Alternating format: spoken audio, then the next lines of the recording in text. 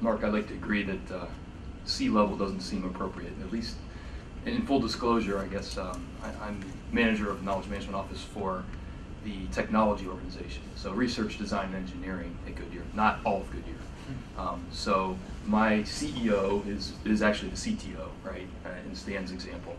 But even so, I'm not on his staff, and that affords me the opportunity to bridge those gaps, to work with the independent departments and not get bogged down or have to produce an agenda in order to survive on his staff. So I agree with those comments exactly. I'd also like to say I'm feeling better about also being confused about the universal, if all these smart people are confused. But when I was preparing for this, I got my, in our term, knowledge management champions together and to talk about this. And interestingly enough, what came out of that discussion was the word hierarchy. And it was in a very positive light. And maybe our situation's unique, but for people that work in the industry, I doubt it. We are a fully matrixed organization. We're 2,400, a lot of confusion. And what's happened in the engineers' minds is the hierarchy has been removed. And now they don't know how to act within the organization. They don't know how to respond within the organization. So my knowledge management champions looked at this network, the hierarchy of roles, knowledge management roles, being set up as a very positive thing. It's something that engineers could align to. They felt like it brought some stability back to how they operate within the organization. Well, this is in regard to Mark's comment about CKOs.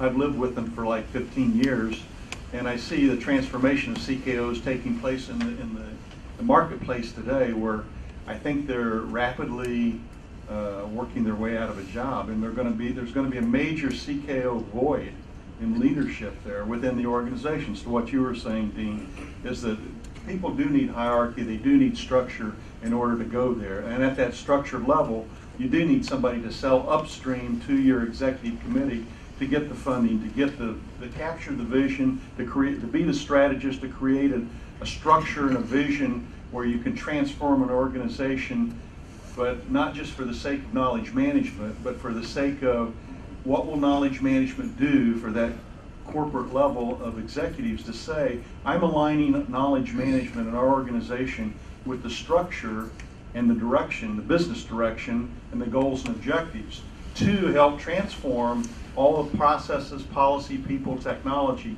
to add volume or to add value to the bottom line in terms of here's what we bring to the table. That's where you see the value at knowledge at the C-level looking down saying, hey, this is why I have knowledge management in my organization. What we see I see most common is that most C-level people don't really understand the value of knowledge and can't see that.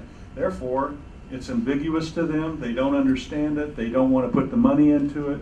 And they'll let it go to a small one-off business unit, let them do it. And if it's successful, yay, but we're not going to do it across the board. To your point earlier was about, I think a real key here is if you can create a knowledge sharing culture, which we did at Ernst & Young early on, and then you get that, and it takes a while to do that, but once you've got it, you've got it. Hey, Denise, can I jump on the back of that question? With the C-level, and this is just a food for thought out there, is it possible that we miscasted the CKO, that we put them in a role without a responsibility? So therefore we don't see the effectiveness of them. Because in the studies that I've had and where I've gone, basically you look at knowledge management and the outcome of it is the performance of the organization or the measurement of value of intangibles, right? And it kind of looks like it complements the CFO. The CFO actually looks at the financial health of the organization on a tangible perspective. Now, shouldn't the CKO be looking at the health of the organization on an intangible level so that you can report that up? Then he would be on the agenda? I would only offer this, and not to be argumentative, because I think this is the nature of this forum, is to contribute ideas. The very fact that we're holding this forum, that we're struggling around the definition of knowledge management and its value proposition, which nobody in this room debates, suggests to me that defining a chief knowledge officer, and this is unique to the organizations perhaps I've worked in, a chief knowledge officer who sits at the executive committee level today, I think is a challenge for the very reasons you just raised. We're trying to define who that person is. What is their value proposition? How do they interrelate? I think they inherently interrelate with IT and chief financial officer, but they ought to be a strategic advisor to the chief executive officer of any organization, public, private, doesn't matter. I think that is today an appropriate role. Might they, at some point, define that role with sufficient clarity that we all understand, and the organizations that we contribute to understand, there is a seat at the table for a CKO. That may come. I think we're struggling with it today. But going back to two other terms brought up by Mark and by Stan, Stan used the term knowledge assistant, Mark used the term domain expert.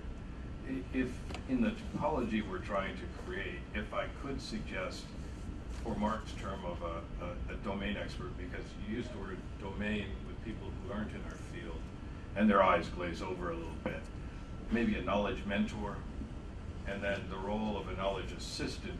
Regretfully, the word assistant has a lot of clerical baggage that goes with it. We could call them a knowledge coach. So we have roles for mentors and coaches, as well as the strategic areas within the organization.